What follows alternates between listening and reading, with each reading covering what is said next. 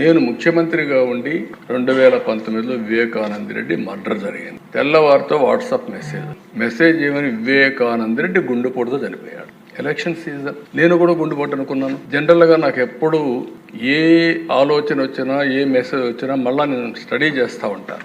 అలాంటిది నేను కూడా ఎలక్షన్లో ఉండి క్యారీ అయ్యాను. నాకు ఒక సీఎంఓ ఉంది, ఒక ఇంటెలిజెన్స్ ఉంది, ఒక డీజీపీ ఉన్నాడు, మా చంద్రరాజు మంత్రి, అప్పుడు అందరం ఉన్నాం. అర్థం కాలేదు, నిజం అనుకున్నాం, నమ్మాం. అంటే నేరస్తులు ఏ విధంగా ట్రాప్ లో పెడతారనేదానికి ఇది ఒక ఉదాహరణ. దిశ అంతవరకే చెప్తున్నాను నేను ఈరోజు. అది అయిన తర్వాత మధ్యాహ్నాలకి బిల్డప్ అయింది. సునీత గారు అడిగారు దీన్ని పోస్ట్ మార్టం చేయాలని. సునీత గారు కానీ పోస్ట్ మార్టం అడగకుండా ఉండుంటే క్రిమేషన్ అయిపోయారు. అంటే నేను ఎందుకు ఇవన్నీ చెప్తున్నానంటే, నేరాలు ఘోరాలు చేసే వ్యక్తుల పట్ల ఏ స్థాయి అయిన వాళ్ళైనా సరే మనం అప్రమత్తంగా ఉండకపోతే మాత్రం మనం న్యాయం చేసినట్టు కాదు, మనం కూడా ఇబ్బందులు పడే పరిస్థితి వస్తుంది. ఆ తర్వాత సాయంత్రానికి దిశ ఎప్పుడైతే పోస్ట్ మార్టం చేశారో, ఏ టీవీలో అయితే గుండెపోటని చెప్పారో వాళ్లే సాయంత్రానికి మాట మార్చేసి ఇంతవరకు మా తండ్రి చనిపోయాడు, ఇప్పుడు తండ్రి లేని బిడ్డే కాకుండా చిన్నాన్న ఉంటే ఆ పెద్ద దిక్కు కూడా లేకుండా పోయిందని చెప్తే ప్రజలు నమ్మించే పరిస్థితికి వచ్చారు.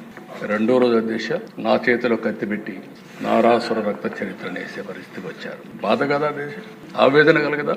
ఏంటి ఇలాంటి అరాచకాలు చేసి కూడా రాజకీయాలు చేయగలుగుతామనే ధీమా నా జీవితంలో ఒకటే చెప్తాను దశ. ఎప్పుడు హత్యా రాజకీయాలు మరక అంటకుండా 45 సంవత్సరాల రాజకీయాలు చేశారు.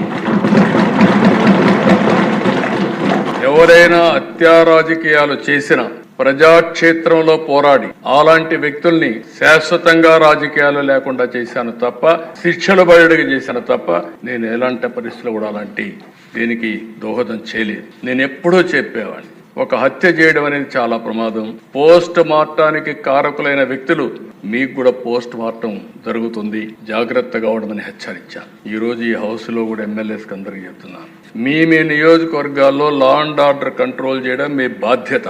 లా అండ్ ఆర్డర్ ని మనం గాని విస్మరిస్తే ప్రజల్లో అశాంతి వస్తే కరెక్ట్ కాదు. ఇంకొక విషయం కూడా చెప్తున్నాను, రాజకీయ ముసుగులో నేరాలు ఘోరాలు చేసి ఎదురుదాడి చేసి తప్పించుకుంటా ఉంటే ఈ ప్రభుత్వంలో సాగనివ్వనని మరొక్కసారి చాలా స్పష్టంగా